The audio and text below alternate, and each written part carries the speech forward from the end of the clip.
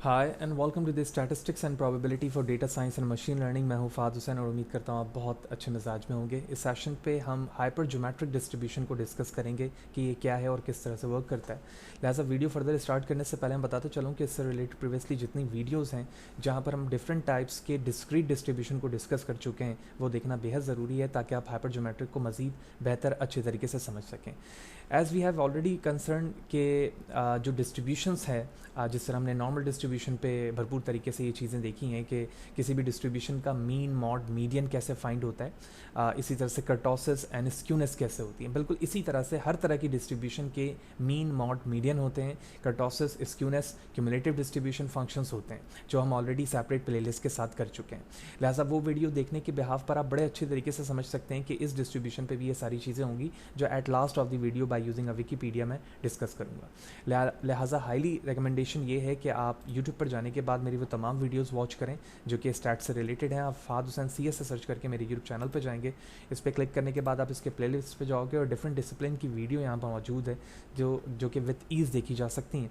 इसके अलावा इसमें इस्तेमाल होने वाले content related material which mean presentation, slide, code या जो चीज़ें मैं अपने वीडियोज़ में यूज़ कर रहा होता हूँ वो फ्रीली अवेलेबल है मेरे ब्लॉग fahadhusaincs.blogspot.com पर, जहाँ पर आने के बाद ये तमाम चीज़ें फ्रीली डाउनलोड करके यूज़ की जा सकती हैं।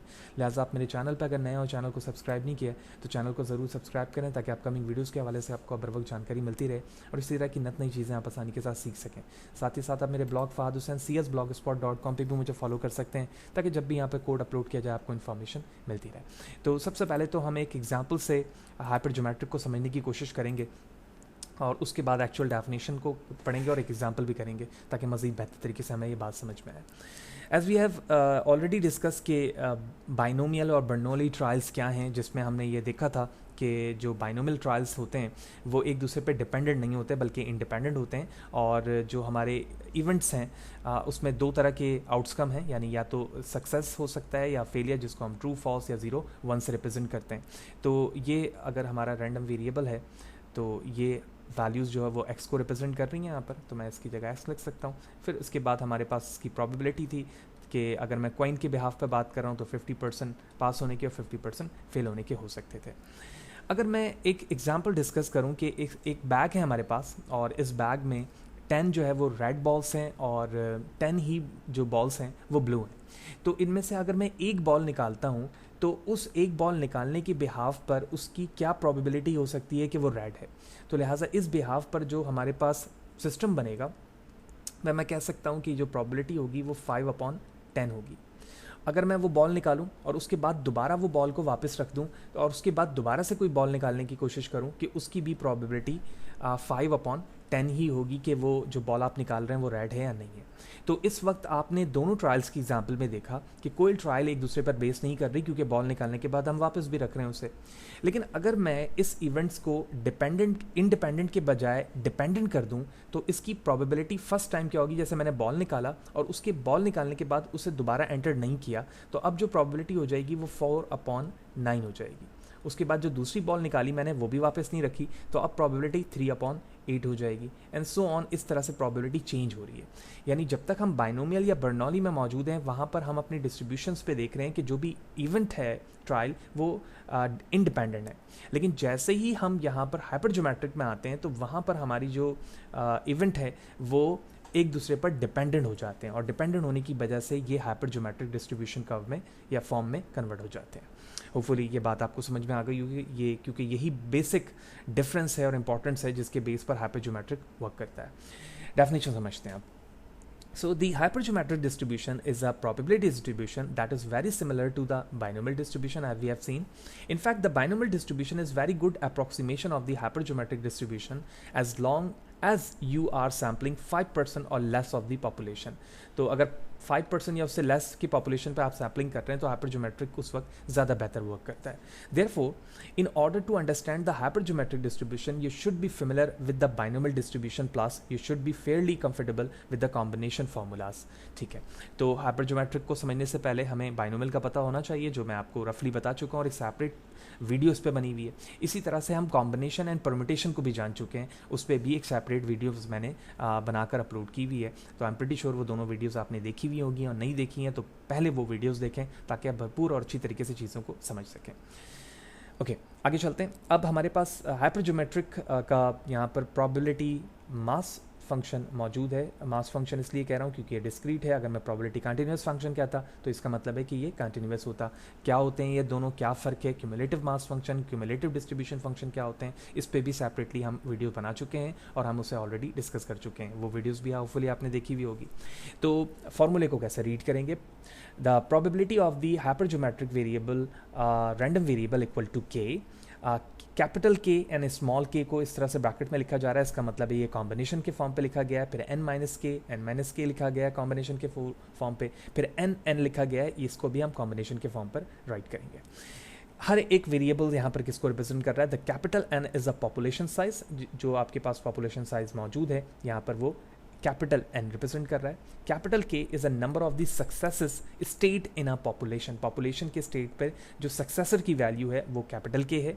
N is a number of the draws, quantity drawn in each trial में जो क्वांटिटी ड्रॉन है उसे स्मॉल एन रिप्रेजेंट कर रहा है।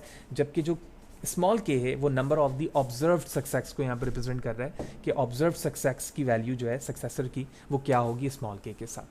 तो इस तरह से इस फॉर्मूले को हम रीड करते हैं। कॉम्बिनेशन को लिखने का तरीका कुछ यूँ होता है, यहाँ पर हम फर्स्ट वैल्यू और सेकंड वैल्यू लिख रहे होते हैं जो यहाँ पर के फॉर्म पे भी लिखा हुआ है। अभी हम क्वेश्चन करेंगे तो ये बात भी हमें समझ में आ जाएगी। इन ब्रीफ जो के है वो यहाँ पर सक्सेस को रिप्रेजेंट करेगा और एन माइनस के जो है यहाँ पर वो फेलियर को रिप्रेजेंट करेगा, जो यहाँ पर फॉर्मूले पे इस तरह से लिखा गया है। ठीक है, ये जो लिखने का तरीका। एग्जाम्पल समझते हैं। एग्जाम्पल में लिखा हुआ है a deck of card contains 20 cards, यानी डेक ऑफ कार्ड है जिसमें हमारे पास 20 कार्ड्स मौजूद हैं, ताश के पत्ते हैं, जिसमें 6 जो है वो हमारे पास रेड हैं, 14 ब्लैक हैं। ओके, क्वेश्चन में गिवन था 20 कार्ड्स हमारे पास डेक्स में मौजूद हैं, 6 उसमें से लाल कार्ड हैं, 14 जो हैं वो ब्लैक हैं। So 5 cards are drawn randomly without replacement, यानी 5 कार्ड्स को उसमें से निकाला जा रहा है, रैंडमली निकाला गया है रिप्लेसमेंट के बगैर। So what is the probability that exactly 4 reds card are drawn, यानी क्या प्रोबेबिलिटी है कि जब उसमें से कार्ड्स ड्रॉन किए जा रहे हैं तो उनमें से आने के एग्जैक्टली 4 कार्ड जो लाल कलर के हों उसकी क्या प्रोबेबिलिटी है। क्वेश्चन को समझते हैं सोल्यूशन के फॉर्म पे। The probability of choosing exactly 4 reds cards is equal to the p of 4 reds card, यानी probability of the reds card हमें मालूम करना है। So that is equal to the number of the samples with 4 reds cards and 1 black cards divide by number of the possible 4 red cards sample, यानी 4 card sample card से हम उसको divide कर रहे हैं, जबकि ऊपर जो वैल्यू है number of the sample with 4 reds card and 1 black cards. तो जब आप इसे हाइपरज्योमेट्रिक फॉर्मूले में पुट करेंगे तो यहाँ पर हमारे पास जो वैल्यूज़ बचेगी कैपिटल के की वो 6 है, जबकि स्मॉल जो के हुआ वो हमारे पास 4 है जिस कार्ड को ड्रॉन किया जा रहा है। ठीक है, फिर उसके बाद हमारे पास n माइनस के था। तो n माइनस के का मतलब ये है कि सैम्पल 20 था, 20 माइनस 6 किया गया। तो यहाँ पर देखें आप 20 माइनस 6 का मतलब क्या हुआ 14। तो यही वैल्यूज़ यहाँ पर 14 पे लिखी है फॉर्मूले में। देखें स्मॉल n माइनस के, तो स्मॉल n यहाँ पर जो वैल्यूज़ मौजूद थी उनमें से जब k को मालूम सब्ट्रैक्ट किया गया तो वैल्यूज़ यहाँ पर 1 आ रही है, विच मीन तो यहाँ पर वैल्यू आ जाएगी 5 माइनस 4। तो मैं यहाँ पे लिख सकता हूँ 5 माइनस 4 और 5 माइनस 4 बराबर हो जाएगा 1 के। तो ये वैल्यू वहाँ पर आ गई।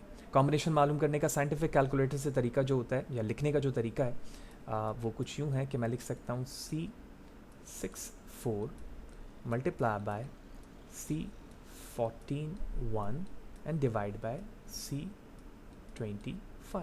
इसे हम साइंटिफिक कैलकुलेटर के ज़रिए से कॉम्बिनेशन वे पे सॉल्व करेंगे, जैसे कि यहाँ पर दिखाया जा रहा है। तमाम पॉसिबल वैल्यूज़ को आउटकम के फॉर्म पे यहाँ लिखा गया है और एट लास्ट जो हमारे पास वैल्यू आई है वो आई है 0.01, यानी इसका मतलब ये हुआ कि 1% इस वक्त हमारे पास ओनली चांस है बाय यूजिंग अ हाइपरज्योमेट्रिक फॉर्म कि मैं इन 20 कार्ड्स में से जब 5 कार्ड्स को ड्रॉन करूं रैंडमली विदाउट रिप्लेसमेंट तो उनमें से एग्जैक्टली 4 रेड कार्ड्स आएँ। तो होपफुली ये बात आपको समझ में आई होगी कि हाइपरज्योमेट्रिक डिस्ट्रीब्यूशन क्या है, किस तरह से काम करती है और लॉजिकली बाइनोमियल डिस्ट्रीब्यूशन और हाइपरज्योमेट्रिक में क्या बेसिक फ़र्क है in a form of the properties. अब हम चलते हैं विकीपीडिया की तरफ, जहाँ पर हम हाइपरज्योमेट्रिक के हवाले से फर्दर जानेंगे कि इसमें मीन, मॉड, मीडियन, इसी तरह से इसके कर्टोसिस एंड एक्सक्यूनेस के फार्मूलाज क्या हैं। तो सबसे पहले अगर हम टॉप पर आएँ तो यहाँ पर प्रोबेबिलिटी मास फंक्शन इसका ग्राफिकल फॉर्म पर मौजूद है, जिसको आप बेहतर तरीके से समझ सकते हैं कि अगर मैं थोड़ा सा जूम करूँ इसे तो n सैम्पल्स हैं, k यहाँ पर मौजूद है और n नंबर्स ऑफ ट्रायल्स जो ट्रायल पर बेस करते हैं वो मौजूद हैं। तो जैसे जैसे आप n को यानी पॉपुलेशन के साइज़ को चेंज होता हुआ देख रहे हैं, उस बेस पर आपकी डिस्ट्रीब्यूशन भी चेंज हो रही है, बिल्कुल वैसे ही जिस तरह के डिफरेंट टाइप्स के हम डिस्ट्रीब्यूशन डिस्क्रीट पर देखते हुए आ रहे हैं। तो मैं इसे बैक करूँगा, वापस आते हैं। ये इसका क्यूमुलेटिव मास फंक्शन है, डेंसिटी फंक्शन है। बिल्कुल नीचे की तरफ आएंगे डिस्ट्रीब्यूशन फंक्शन के बाद हमारे पास फार्मूलाज यहाँ लिखे हुए हैं, probability mass function, cumulative distribution functions के, फिर मीन है हमारे पास n capital K divide by small capital N, ये इसके मीन का फार्मूला है। वेरिएंस एंड स्क्यूनेस यहाँ पर मौजूद है, जो फर्दर आने के बाद आप यहाँ से पढ़ सकते हैं कि क्या चीज़ें हैं और किस तरह से वर्क करती हैं। तो जिस तरह से हम ऑलरेडी तमाम डिस्ट्रीब्यूशंस के डिफरेंट पैरामीटर्स को या मैट्रिक्स यानी फार्मूलाज को डिस्कस कर चुके हैं, बिल्कुल इसी तरह से इसकी भी वर्किंग होगी। तो हाईली रिकमेंड है कि आप विकिपीडिया को भी देखें ताकि आप मज़ीद बेहतर तरीके से चीज़ों को समझ सकें। फिर भी अगर कोई सवाल है, कोई चीज़ समझ में नहीं आई है, कमेंट सेक्शन पर ज़रूर पूछें, कोशिश करूँगा सवाल से आपको बर वक्त जवाब दे सकूँ। वीडियो अच्छी लगी हो तो लाइक करें, ज़्यादा से ज़्यादा लोगों को शेयर करें, और नेक्स्ट सेशन पर मिलते हैं तो फिर डिफरेंट अदर टॉपिक्स को डिस्कस करेंगे जो हमारे मशीन लर्निंग, डीप लर्निंग या डेटा साइंस के लिए इंपॉर्टेंट हो सकते हैं। सी यू देयर।